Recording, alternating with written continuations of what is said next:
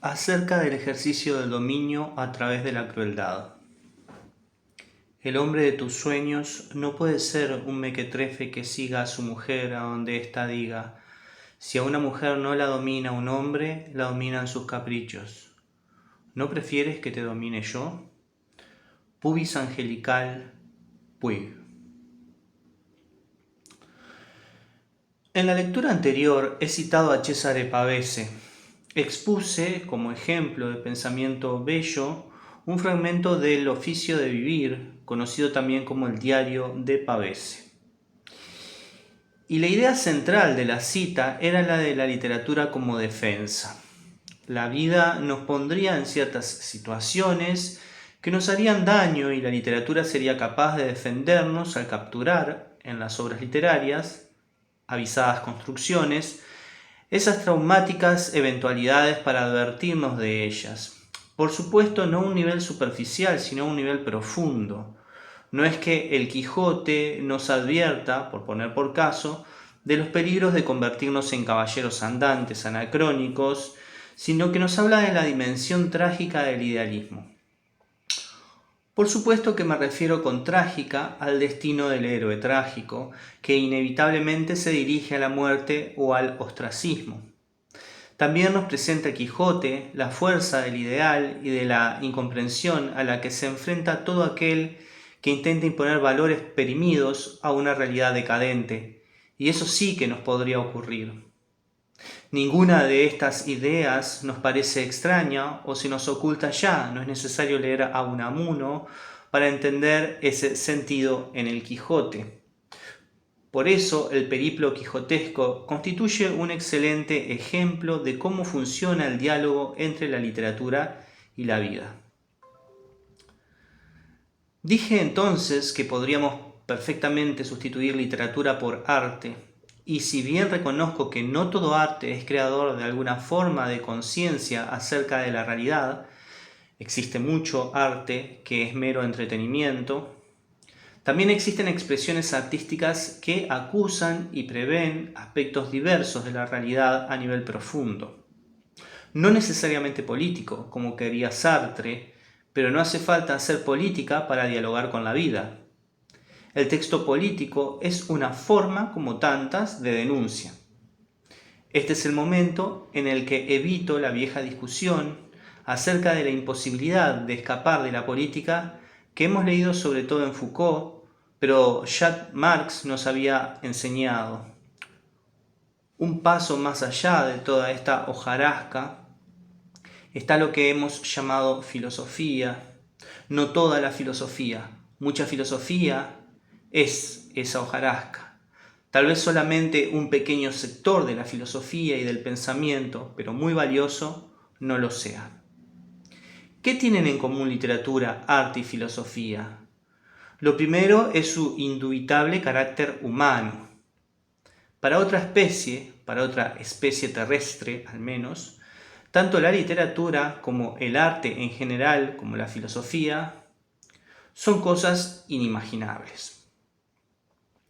Así, a decir verdad, se trata de la manifestación de una capacidad humana y un uso especial de la inteligencia. Esta capacidad, aunada con la de la escritura, hace de la captura de ciertos órdenes algo no solo posible, sino radicalmente necesario y humano. Es entonces la inteligencia latiendo en el interior de todas estas actividades como un corazón abstracto, insuflando la vida en cada construcción.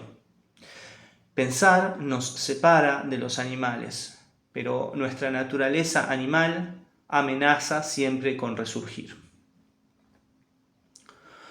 No somos solo animales, pero somos animales.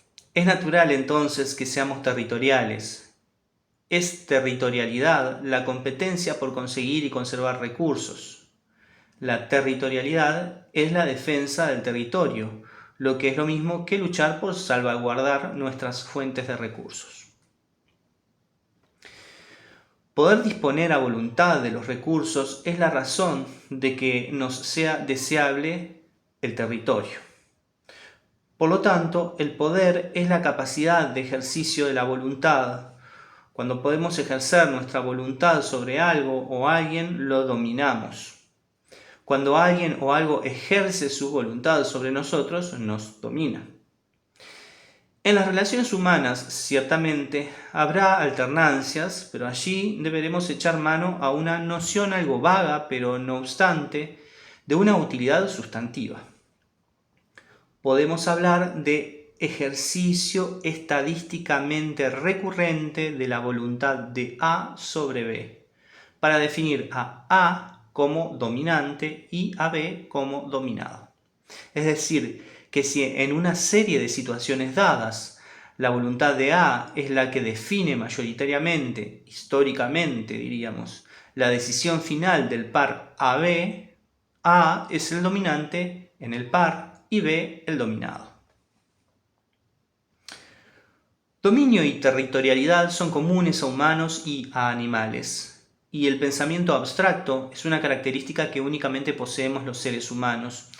El pensamiento abstracto denuncia el carácter animal de otras conductas y por lo tanto previene de ejercer o sufrir la acción animal, instintiva, refleja e irreflexiva.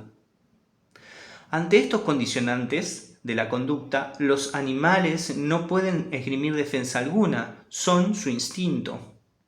Pero nosotros tenemos la capacidad de elegir. El pensamiento abstracto, elevado, es nuestra garantía y salvaguardia contra la animalidad.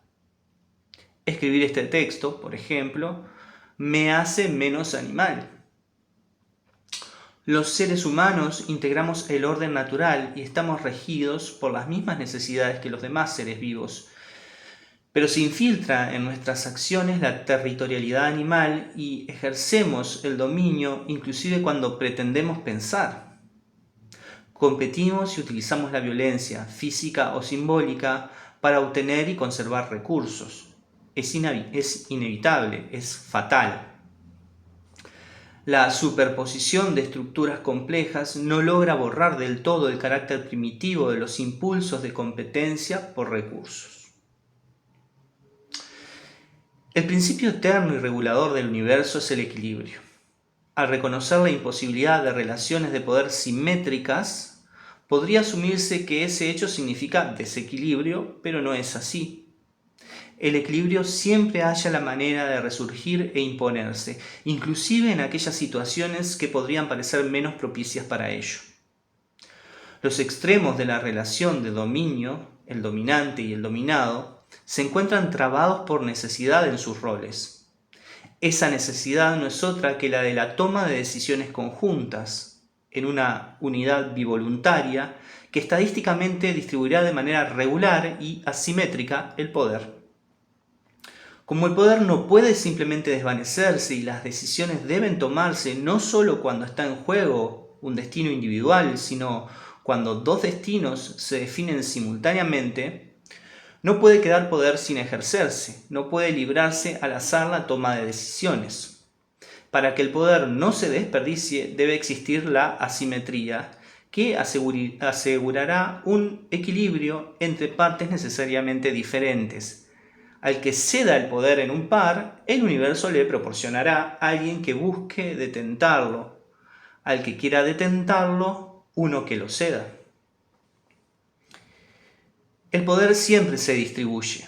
La distribución de poder es fatal debido a que la realidad siempre se ordena, siempre acomoda en equilibrio sus partes.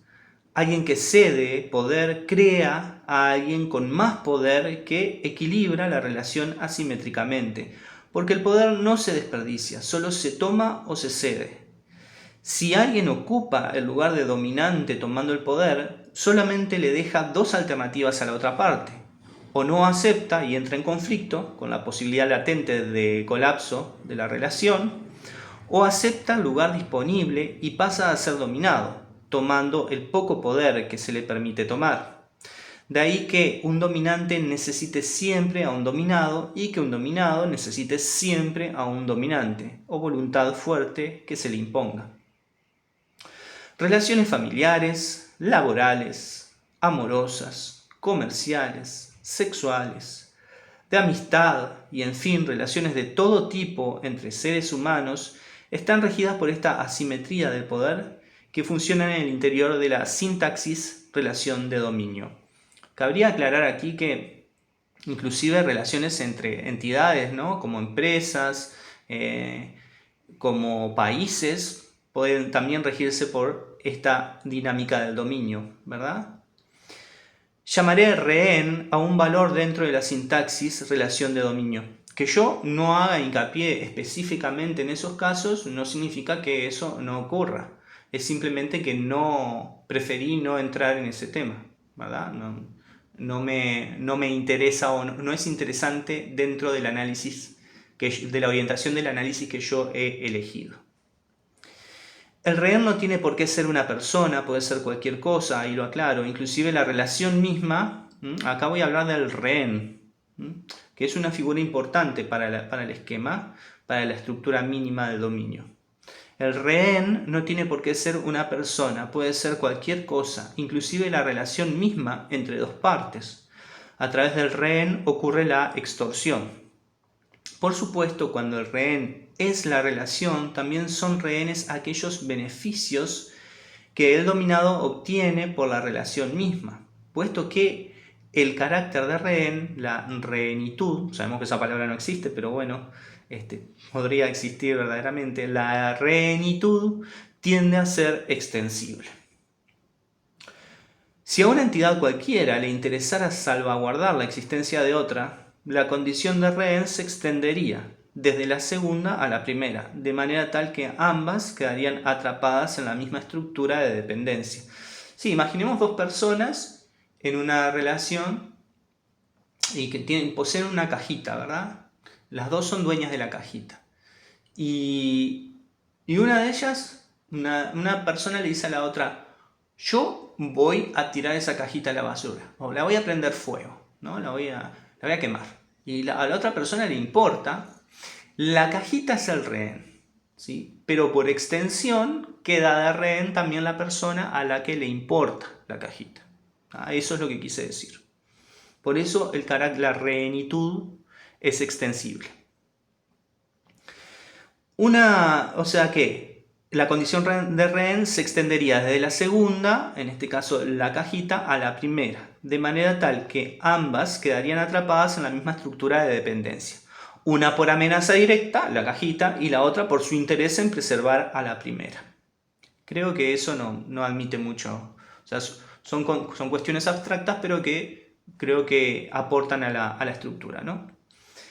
De ahí que la manifestación de interés resulte siempre peligrosa. Bueno, acá ya nos ponemos, ya empezamos a pensar en nuestras vidas también, ¿verdad? De ahí que la manifestación de interés resulte siempre peligrosa. No quemes la caja, no la tires a la basura. Porque evidencia vulnerabilidades explotables contra quien las muestra.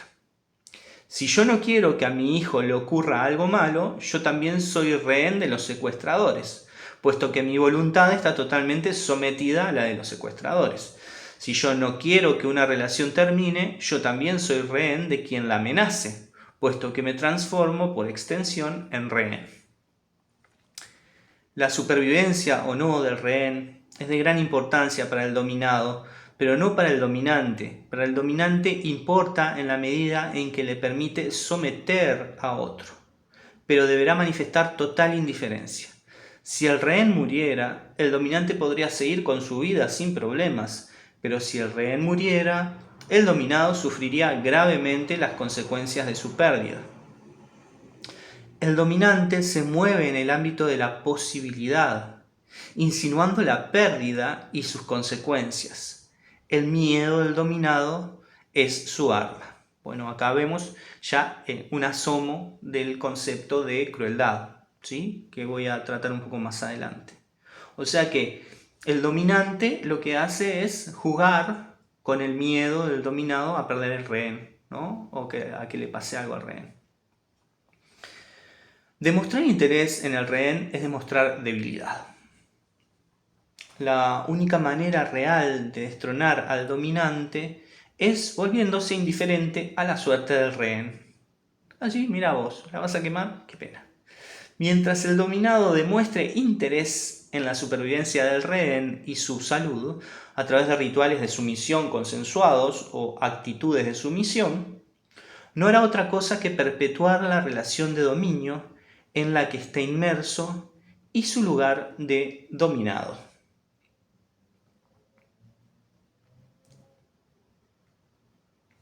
Bien.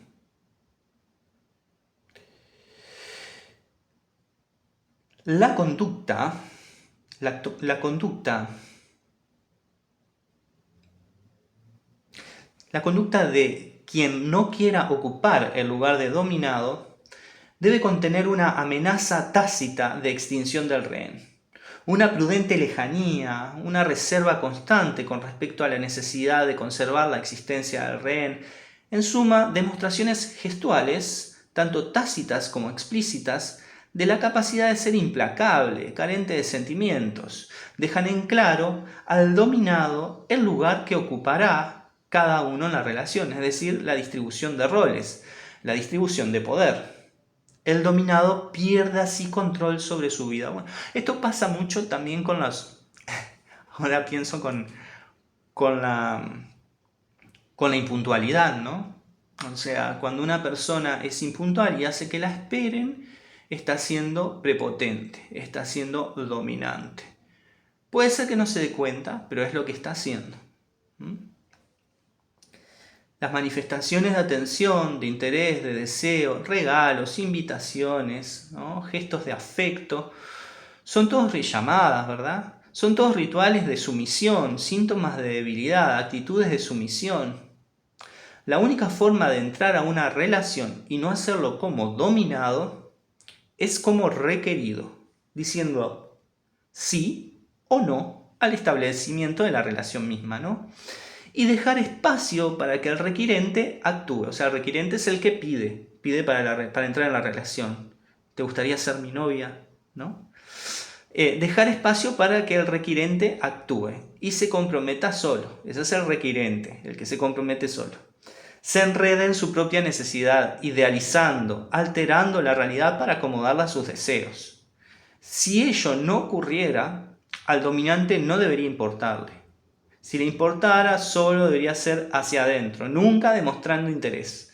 La exteriorización de debilidad indefectiblemente conduce a la sumisión en esta realidad máquina, implacable y amoral. O sea que yo no estoy haciendo un juicio moral al respecto, ni estoy siendo particularmente crítico con alguien o con algo, al menos no en este momento, y mucho menos desde el punto de vista moral, aunque cada cual puede sacar sus propias conclusiones.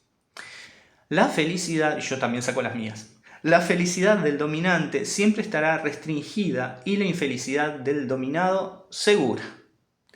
El dominante tarde o temprano se desinteresará. No hay reto en dominar constantemente. El dominado vivirá con intensidad cada momento del vínculo. Esa será su felicidad, aunque precaria, porque posiblemente imaginará su condena, o sea, que eso se va a terminar. Pero sufrirá también con intensidad la ruptura, puesto que la relación en sí misma es rehén.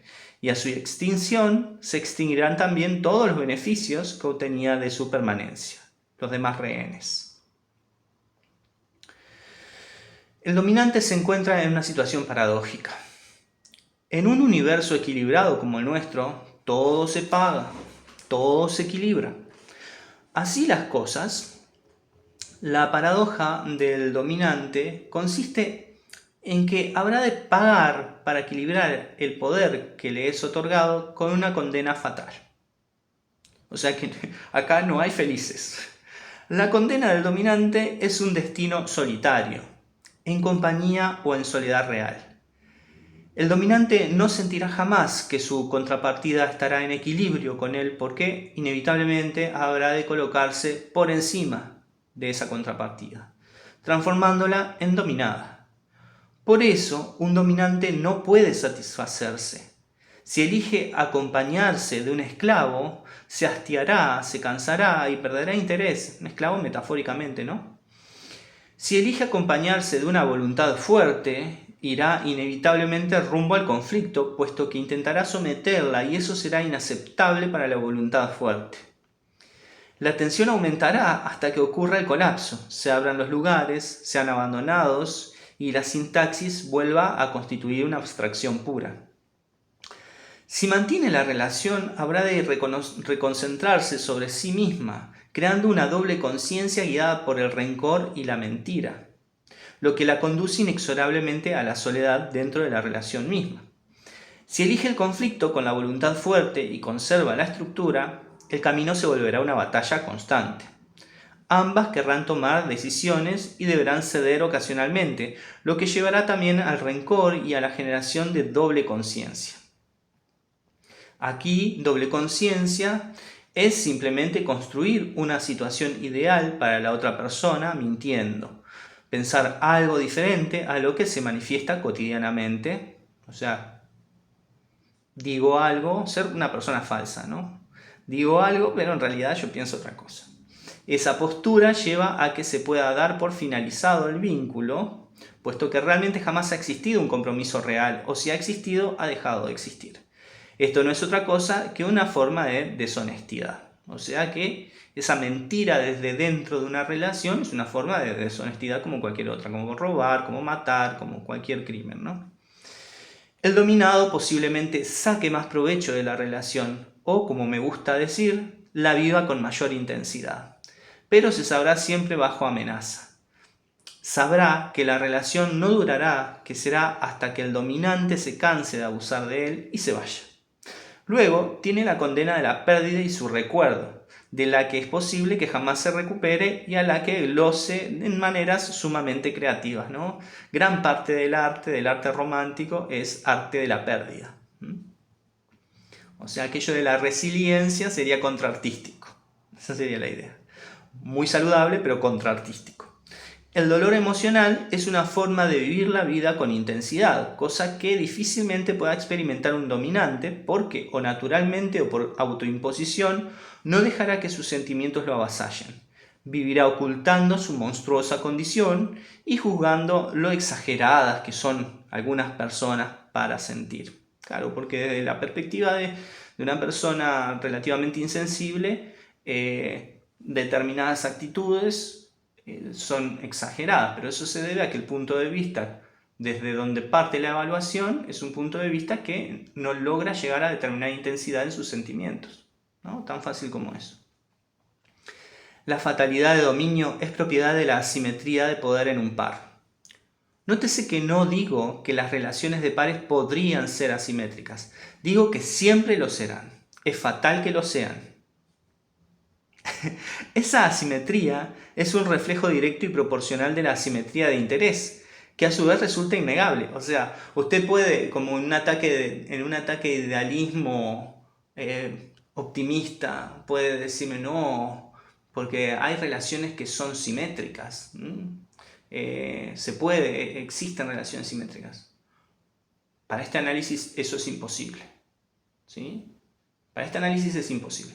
Si rechaza usted ese supuesto, que está perfectamente, rechaza este análisis. Y está bien que lo haga.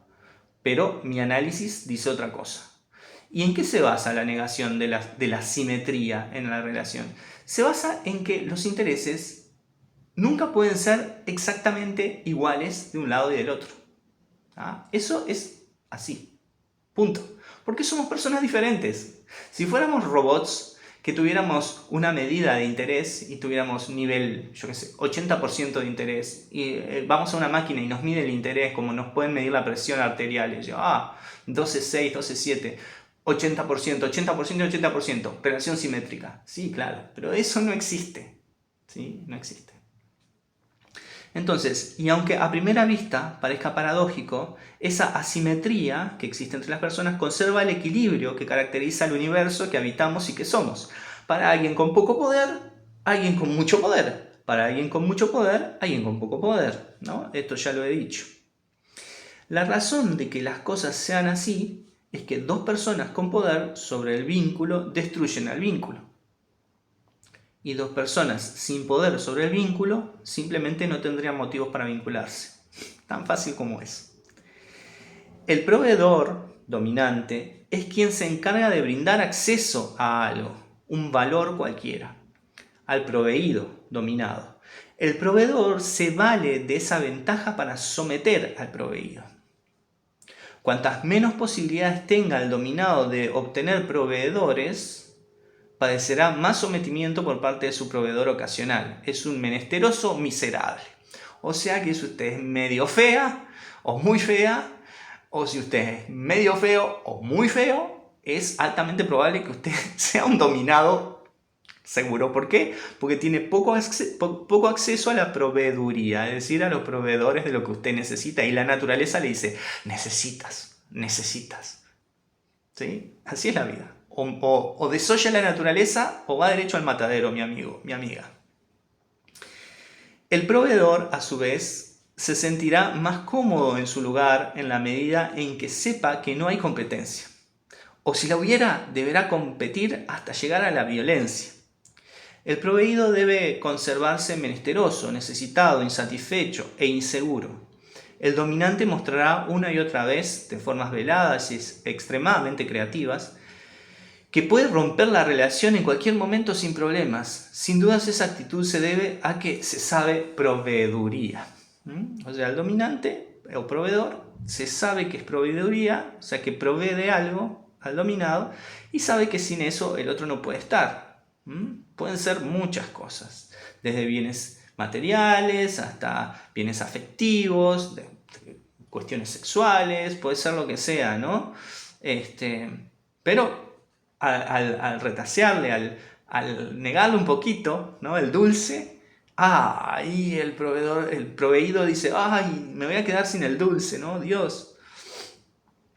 Quien busca el amor de una persona en particular, y esto tiene que ver con la idealización de solo una persona, quien busca el amor de una persona en particular y se empeña por esa persona, o sea, no hay otra más, queda automáticamente sometido a los arbitrios y los defectos de esa persona. Claro, porque ahí tiene solo una posibilidad de ser proveído, no esa persona. No si viene otra persona y quiere darme lo que yo le estoy pidiendo a la persona X, no va a ser lo mismo, porque yo quiero a la persona X. Entonces ahí vos tenés solo un proveedor. Así que ahí estás de patas y manos atado, ¿no? Sos el rey de los dominados. Quien se enamora, se obsesiona por una persona en particular. Sí, lo siento, ahí como que igualé amor a obsesión, pero me gustó la idea. Punto. Amor es obsesión, se terminó. No le demos más vuelta al asunto. Es así. Quien se enamora, se obsesiona por una persona en particular, pierde indefectiblemente. Pero paradójicamente, agreguemos, gana, puesto que posee una vivencia absoluta del amor, de entrega y confianza totales, mientras que el dominante solo tiene una vivencia refleja, banal, instrumental. Por lo tanto, es quien realmente pierde, porque el dominio es soledad. Claro, lo que ocurre es que usted me puede decir, pero ¿y si los dos se enamoran? Otra vez el idealismo optimista. Otra vez. No, eso no. Si eso pasara, yo desconfiaría acerca de qué le llaman cada uno amor y qué intensidad cree que tiene cada uno. Agarra a dos personas que dicen que están enamoradas y pregúntele si darían la vida por el otro, sin que el otro lo sepa, por supuesto. Uno tal vez daría la vida, pero no los dos. Entonces el que no dé la vida es el que es el dominante. Sí, lo siento. Es duro, pero bueno, alguien tenía que decirlo. Y fui yo. Las actitudes de dominio son las que hacen visible el grado de poder alcanzado por el dominante. Las actitudes de dominio, ¿no? Yo domino, soy dominante. No te llamo por teléfono porque no tengo tiempo, ¿sabes? Sí. ¿Viste que íbamos a salir el viernes? No, el viernes no puedo, ¿sabes? Tengo otras cosas más importantes que hacer. Pímbate. Más importante. Entonces yo, me dijo que hay cosas más importantes que yo. Entonces, salvo que yo quiera ser más dominante que esa persona y digo, sí, ¿tenés cosas más dominantes que hacer? Bueno, ¿sabes qué? No vamos a salir más. ¡Pim! ¿No? Así se solucionan las actitudes de dominio. A dominio, más dominio. Solo eso lo puede solucionar, no hay vuelta. Entonces la otra persona dice, bueno, pero no te enojes, no sé qué. actitud de sumisión, ¿no?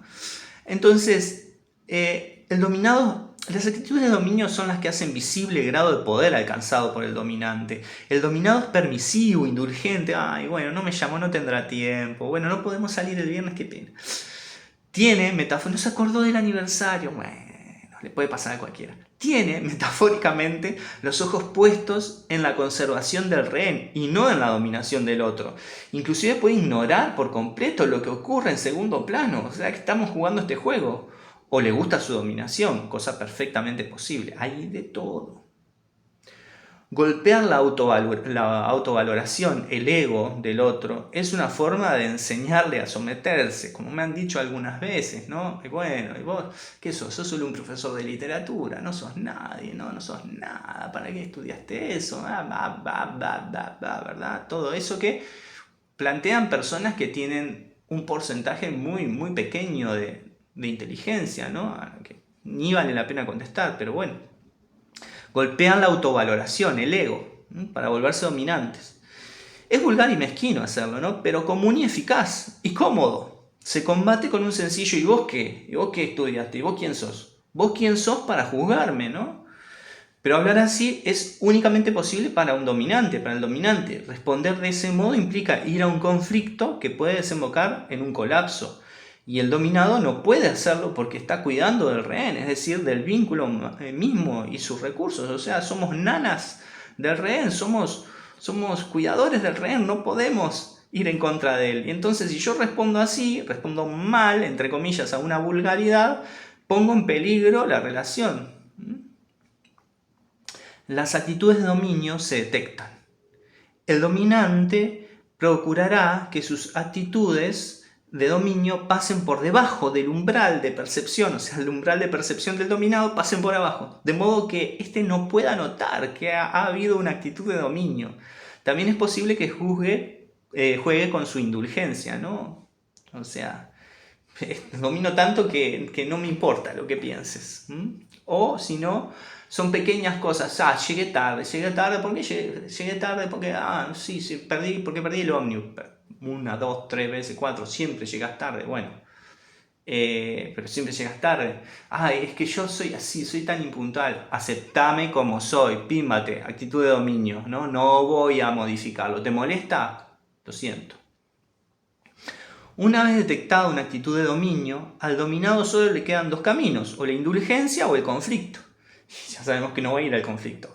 El diálogo solo conducirá a una negociación, que lo llevará a ceder o a imponerse, es decir, confirmará la indulgencia o llevará al conflicto. No quiero dejar de mencionar en este apartado el examen crucial de dominio que llamo el tirón. Es muy lindo el tirón. Lo llamo así porque me recuerda al pescador que tiene su anzuelo en el agua y de pronto siente que el pez ha picado. Si tira demasiado fuerte, podría romperle la boca y quedarse sin nada. Si no tira lo suficientemente fuerte, el pez podría zafarse del anzuelo, ¿no? El tirón es un acto ritual peculiar de dominio que consiste en poner a prueba el nivel de dominio detentado, ¿no? Para probar a ver cuánto soy capaz de hacer contigo, avanzando sobre la voluntad del dominado de manera agresiva.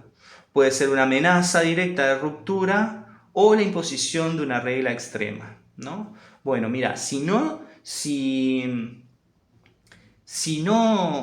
cambias esto, yo no quiero seguir contigo, ¿no? Si no nos vemos, por ejemplo, ¿no? Si no podemos vernos 3 veces por semana, si no nos vemos una vez por semana, cambiamos, yo prefiero que no sigamos juntos. Bueno, entonces no querés, chao, porque, o sea, esas cosas tienen que hablarse de otro modo, no con una imposición de ese tipo. Eso es un tirón, ¿no? O si no, llamame cuando llegues, llamame no sé qué, no sé cuánto, llamame cuando salgas, haz tal cosa, tal otra. Bueno, eso es viendo a ver cuánto aguantás, ¿sí? Cuánto sos capaz de someter, ¿no? Someter tu voluntad. Entonces, del examen al que se expone quien se narra solamente, vamos a hablar de un tipo de actitud de dominio que me gusta mucho, que es la narración, ¿no? Cuando vos te contás. Dice, Ahí va, estábamos en la regla extrema. Y ahora vamos a hablar de la autonarración. Cuando vos le contás al otro cómo vos sos, cómo sentís, cómo pensás, ¿no? Pasa mucho con la psicología. Al contrario de las actitudes de dominio, existen las actitudes de sumisión. Contar algo a alguien, por ejemplo, es poner a su consideración, esto lo hacemos todo el tiempo, poner a su consideración algo que hemos sabido o visto. O sea, si vos no querés que opinen y no querés que interfieran o que busquen interferir, silencio, planicie, nada. ¿Tá? Que no se enteren de lo que te pasa. Así son las cosas. Entonces, narrarse es entonces otorgarle poder, someternos a la prueba de su juicio a otra persona. Es una actitud de sumisión. De ahí mi reiterada crítica a la labor de los psicólogos, que los que me conocen saben que básicamente tengo graves discrepancias con la psicología clínica, ¿no? Al narrarnos, le decimos a la persona con la que nos estamos, implícitamente con el solo gesto de narrarnos, que su criterio es importante y que lo tomaremos en cuenta para dirigir nuestro comportamiento. O sea que lo entronizamos.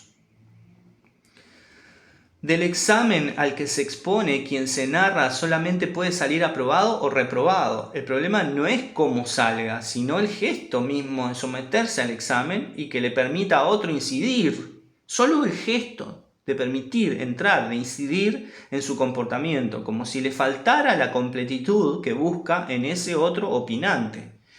Es debilidad pura, sumisión, patética necesidad de aprobación. ¿Sí? Quien demanda, o sea, pérdida de control, básicamente, ¿no? Porque aunque el otro no te diga lo que hacer, está influyendo. Vos tenés que ser capaz de encontrar tus propios caminos y de recuperarte de tus propios golpes. Quien demanda que alguien entre en una relación, recordemos que los lugares en la sintaxis se ocupan simultáneamente, o sea, entran dominante y dominado al mismo tiempo, y no habrá dominante sin dominado ni dominado sin dominante, lo requiere, es un requirente, ¿tá? El que pide es el requirente. Quien recibe la solicitud de relacionamiento y decide si entra o no a la relación es el requerido. El requerimiento es una actitud de sumisión. Al requerir pone en una situación de superioridad al requerido porque le brinda la oportunidad de elegir y someter a juicio la idoneidad del requirente. Es equivalente a decirle al dominante, júzgame. Bien, eso es una actitud de sumisión. Otra actitud de sumisión es la indulgencia. Ser indulgentes es perdonar, pero también permitir. En este caso, perdonar y permitir ciertas ofensas que están en el límite entre serlo y no serlo, ¿no? Bueno, es cuestionable si es una ofensa o no es una ofensa. Dice que pueden ser interpretadas como tales o no. Esas ofensas son a veces veladas, sutiles, a veces simbólicas, otras directas, grotescas, ¿no? Directamente te dicen algo en la cara que es una ofensa. A ver si la aguantás. Nos volvemos indulgentes cuando decidimos no reaccionar, no penalizar, y en ese proceso de creciente abandono de nosotros mismos nos hacemos cada vez más permisivos, con lo que otorgamos el poder a alguien o a algo. Esa falta de reacción a tiempo hace que nos posicionemos como dominados por ese algo o ese alguien. Puede ser un vicio también, puede ser un hábito. Cedemos terreno lentamente y en un momento dado nos percatamos de que ya no hay vuelta atrás. Somos esclavos de algo que hemos fabricado a través de nuestra pasividad indulgente. Hemos caído en una espiral de indulgencia que ha deteriorado nuestra imagen por completo y nos ha arrojado a la sumisión. Cuando nos sometemos a un dominio, exhibimos signos de debilidad. Un dominante no habrá de perdonarnos que seamos débiles. Un vicio u otra dependencia afectiva, económica, sexual es un signo de debilidad y será castigado implacablemente por el dominante. Al dominante lo satisface castigar la debilidad del mismo modo que ocurre en el resto de la naturaleza. Las piezas se acomodan mecánicamente en su sitio, en equilibrio, y termina por distribuirse el poder y las partes de la sintaxis del dominio. El Estado se fosiliza y es el modo en el que sobrevive. Es como repartir el guión de una obra teatral. Como ya no hay que improvisar sino seguirlo, los participantes poseen seguridad, comodidad. El dominado habrá de acumular rencor secretamente y es posible que ese rencor explote en algún momento, Creará doble conciencia, es decir, violencia velada, o ejercerá violencia frontal, agrediendo verbal o físicamente. O sea que la doble conciencia aparece tanto en el dominante como en el dominado. En el primero como estrategia de eliminación del compromiso, en el segundo como residuo de dignidad y posibilidad de venganza. Imaginemos un equipo de fútbol que, por contrato, debe entrar a la cancha perdiendo 3-0. Esto es una analogía, ¿no? Entrevistados los jugadores, luego de cada partido, se les pregunta qué les parece que entren a la cancha perdiendo por goleada cada vez que juegan, a lo que los jugadores responden con una sonrisa triste. Jugamos, que es lo importante. Esa es la sumisión de la sobrevaloración del Estado. Tan pocas cosas soy que solamente estar aquí ya es un logro. Como ha sido dicho, el requirente es aquel que requiere el establecimiento de una relación de pares. Cuando una empresa pide a la gente se postule para ocupar un puesto en ella, es requirente en el par empresa-empleado. Pero tiene tanto de dónde elegir que es su juicio el que prima y no pierde el control de la situación. Si no le sirve el empleado, es impuntual, no hace bien su trabajo, no asiste con la regularidad deseada, puede echarlo y buscar a otro. Habiendo una abundante mano de obra disponible, esa demanda de trabajo hará más selectiva a la empresa, es decir, que la demanda de trabajo afectará a la oferta. Cada postulante también es requirente, porque necesita el trabajo, o más bien la retribución económica que implica realizarlo, y sabe que tiene mucha competencia. De ahí que deba demostrar que puede servir más y mejor que los otros candidatos a la empresa. Si dos partes se dominan mutuamente, tomando como referencia a rehenes diferentes, entonces, esto es muy importante, ¿qué pasa cuando el dominio es cruzado, ¿no? Cuando uno puede pensar, bueno, pero a Ana le importa su bienestar económico y a Martín le importa la sexualidad de Ana, ¿no? Entonces, eso es lo que le importa a cada uno. Y son rehenes distintos, porque ella no quiere quedarse sin el bienestar económico y él no quiere quedarse sin la sexualidad, sin los beneficios sexuales de Ana. Y entonces lo que ocurre es, ¿qué pasa ahí? ¿Los dos se dominan mutuamente? Sí, lo que ocurre es que nunca va a haber un dominio simétrico. O sea, a quien le importe más su rehén va a ser el dominante. Punto. Si a Ana le importa más, a quien le importa más su rehén va a ser el dominado. Si a Ana le importa más el bienestar económico que lo que le importa a Martín, los beneficios sexuales, ella va a ser la dominada, porque a quien le importa más es la que marcha, la que pierde, ¿sí? Entonces, estábamos como si dos partes se dominan mutuamente tomando como referencia a rehenes diferentes, entonces a quien le importe más el rehén que le corresponde será el dominado, porque el interés crea al dominado. Si ambas partes están interesadas en un rehén, por fuerza uno debe estar más interesado que el otro y no podrá amenazar la relación. En el caso del par empresa-empleado, la presión de una masa de candidatos quitará interés por cada uno de ellos, haciendo que la empresa sea el polo dominante. Si hubiera una tarea específica que solamente un empleado supiera realizar y no necesitar urgentemente la retribución económica, él podría ocupar el lugar de dominante frente a la empresa. Esto explica evidentemente por qué la mano de obra no especializada es menos remunerada y requerida que la especializada. Bueno, lo que digo es simplemente que esto es paralelo al caso del enamoramiento, ¿no? Es como si la empresa dijera, no, tiene que ser José Martínez quien haga este trabajo, porque es José Martínez y no cualquiera el que puede hacerlo y que debe hacerlo, y yo te pago lo que quieras. Y José Martínez dice, yo no necesito plata, no necesito dinero. Bueno, ahí él se transforma en dominante, ¿no? Bueno, y acá llegamos a la parte de la lectura que tal vez sea más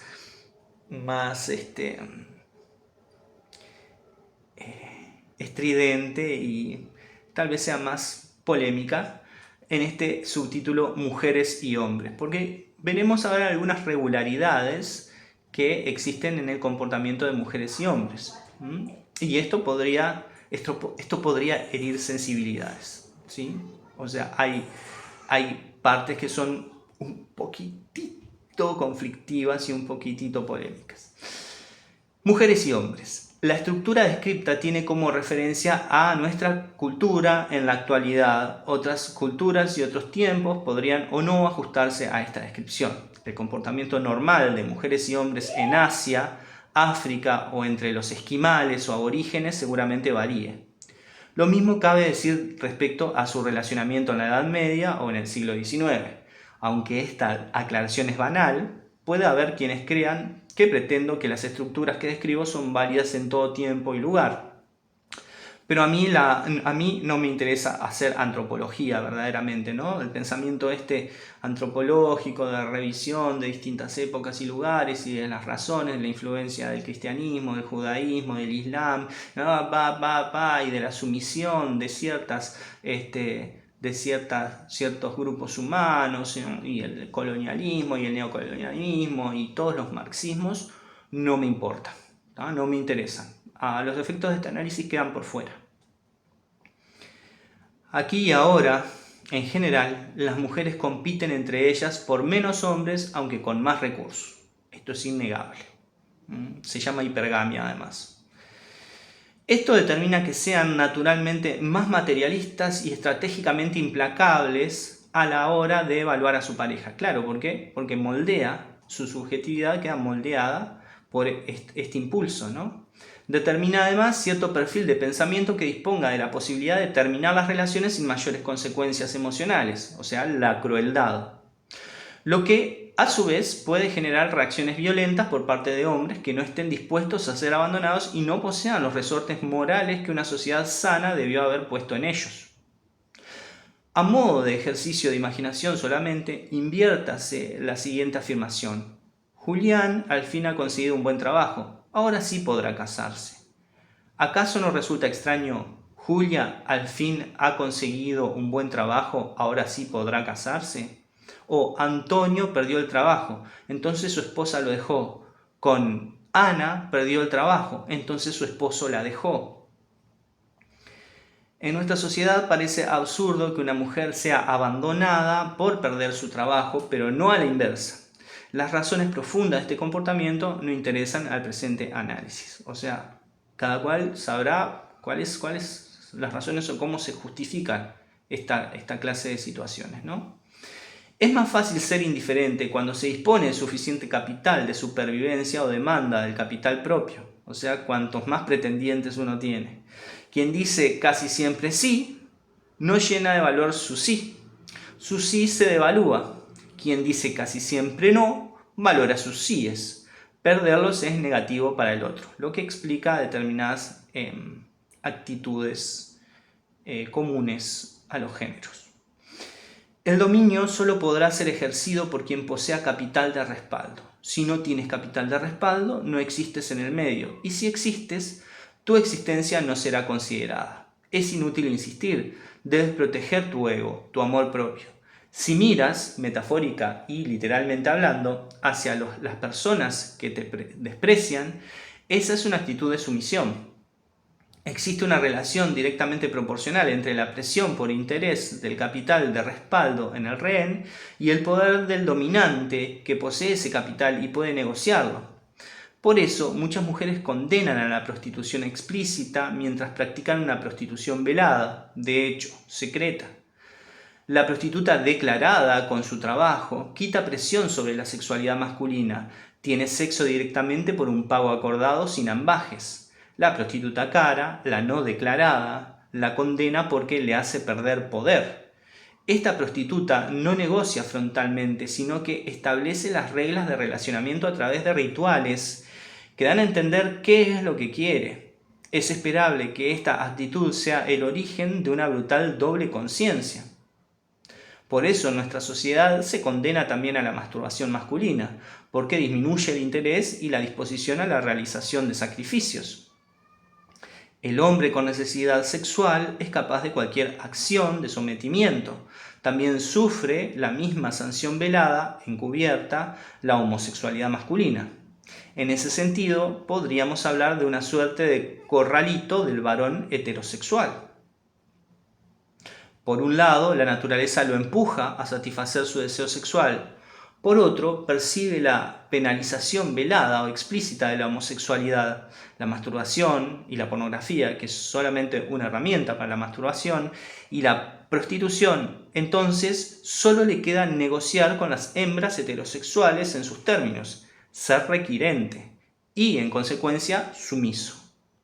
Como ganado al matadero, es llevado por un camino con una única salida y espoliado salvajemente por la madre naturaleza para que avance.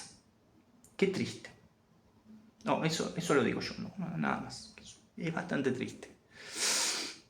Si esta dinámica es necesaria para la supervivencia de una especie, las entidades se adaptarán a los roles asignados por la sintaxis. Es la naturaleza dominando. Negarse es pedirle a una estrella que no brille, al viento que no sople, al estómago que no pida comida. Universo, naturaleza y necesidad son una sola cosa. Una entidad se hará menesterosa, el macho heterosexual, la otra paciente, manipuladora, y cultivará el señuelo, la hembra heterosexual. La menesterosa buscará maneras de dejarse admitir en la trampa, y todavía alegrándose de ser casada. Puede fingir indiferencia, pero será una mera estrategia de admisión. O sea, soy indiferente, cuanto más indiferente soy, más mujeres se me acercan, ¿no? Esa sería la idea. O sea, la indiferencia es solo estrategia para caer en la trampa. Más.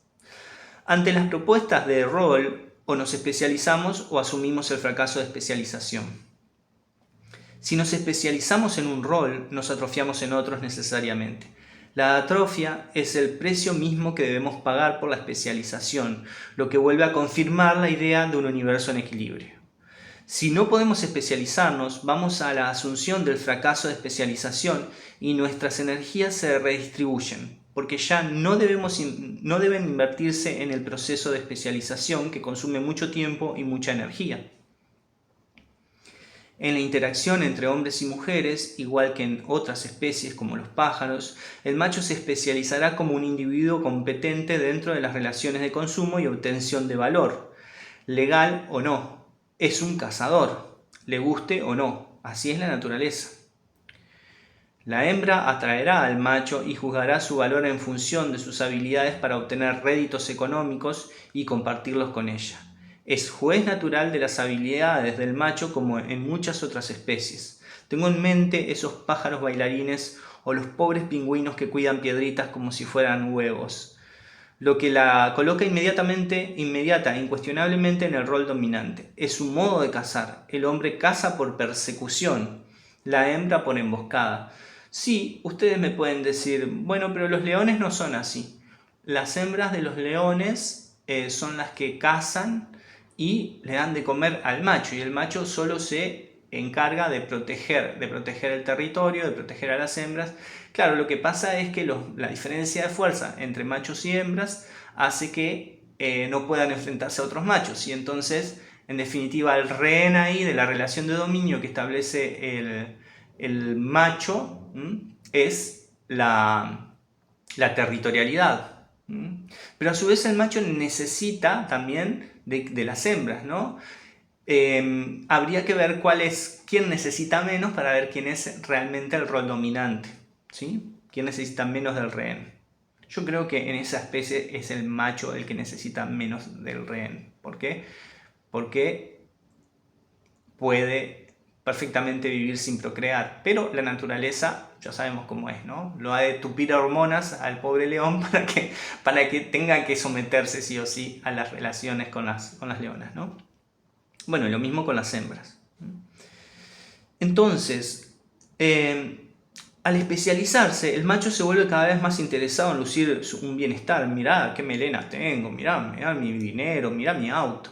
¿Real o no? Lo que no deja de significar un reconocimiento atroz de la naturaleza mezquina, de la mujer, incapaz de apreciar valores que estén más allá de las necesidades materiales, económicas. Lo siento, chicas. Inclusive cuando ellas declaran que un hombre las atrae por su capacidad de mostrar sentimientos y empatía, lo que dicen en segundo plano es que lo que las atrae es la posibilidad de hacer de él lo que ellas quieran, porque demuestra constantemente sumisión ante ellas. ¡Ay, qué divino te trajo flores! Actitud de sumisión.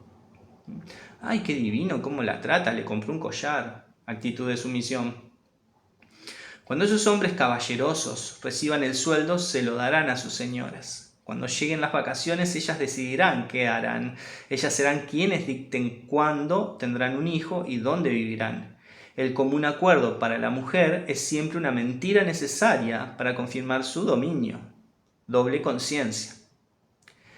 La hembra intenta atraer al macho a través de su apariencia física, propuesta como señuelo. El macho primitivo e ingenuo actúa instintivamente, como un animal más. Para la hembra su señuelo primario es su apariencia, ¿no? Por eso los salones de belleza, etc. Luego sus habilidades sexuales. Para el macho su señuelo primario son sus habilidades económicas. Luego su apariencia. Billetera, ya sabemos. ¿A quién mata la billetera? Es curioso que algunas mujeres reprochen a sus maridos falta de imaginación cuando los eligieron por ser trabajadores y tener un buen pasar económico. En resumen, su capacidad de venderse en el mercado laboral. Es también curioso que muchos hombres les reprochen a sus mujeres falta de inteligencia o una cierta inclinación recurrente a la frivolidad cuando las eligieron por su belleza física. Deberíamos recordar por qué elegimos a una pareja cuando viene el tiempo de los reproches. Ojalá que no venga, pero si vienen... La competencia está detrás de todo el problema del dominio. De hecho, se trata del concepto mismo de dominio. La relación de competencia se ejerce para obtener dominio territorial. Un hombre, una mujer, un lugar, un trabajo, una cosa, son territorios. Competimos como animales por ellos. Las hembras con las hembras, los machos con los machos con las hembras con los machos. Sacar ventaja como sea es la premisa. La sexualidad es una herramienta más, vulgar y biológica. Quien juega un juego desconociendo sus reglas es castigado por el juego con la derrota. Todo juego es capaz de castigar la ignorancia de sus reglas. Cuando un grupo cualquiera adopta como emblema de odio una cosa, una idea, un símbolo, el macho por ejemplo, ese emblema se transforma inmediatamente en un símbolo de cohesión de grupo. De esa unidad emerge el poder del apoyo mutuo. El emblema de odio es la idea más importante para el grupo, más que sus propios ideales, porque los ideales solamente pueden ser puestos a prueba frente a la amenaza del emblema de odio y alimentará el rencor del grupo, lo que servirá de anestésico para la capacidad de raciocinio y sumergirá a los integrantes del grupo en cuestión en un movimiento inercial y reflexivo, cómodo, en un frenesí pirañesco.